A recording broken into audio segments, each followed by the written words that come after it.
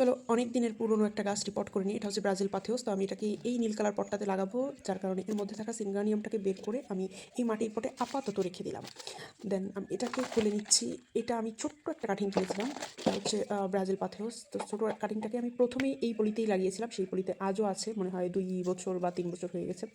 তো এখান থেকে যত চারা করেছি এই গাছ থেকেই আমি করেছি এবং তোমাদেরকে দিয়েছি। তো আজকে আমি এটাকে রিপোর্ট করব, আর এর যে অতিরিক্ত লতাগুলো আছে আমি ওগুলোকে কেটে দিব, শুধু গোড়াটাকেই রিপোর্ট করব।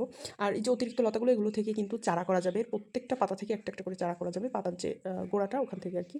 তো আমি আলাদা করে এগুলোকে কাপে বসিয়ে চারা করব, সেটা পরে করব।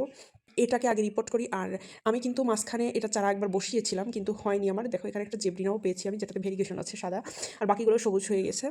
আর এটার চারা আমি মাঝখানে যে বললাম বসিয়েছিলাম, সেটা বলি একটু, শীতের মধ্যে বসিয়েছিলাম। এগুলো কিন্তু শীতে বসাতে নেই চারা, আমি আসলে ইচ্ছা করে বসাইনি। আমার জায়গা পরিষ্কার করতে গিয়ে লতাগুলো ছিঁড়ে গিয়েছিল, তাই বাধ্য হয়ে আমাকে ওই চারাগুলোকে বসাতে হয়েছিল। সেই চারাগুলো এখনও গ্রোথ আসেনি, ইভেন অনেকগুলো মারাও গেছে।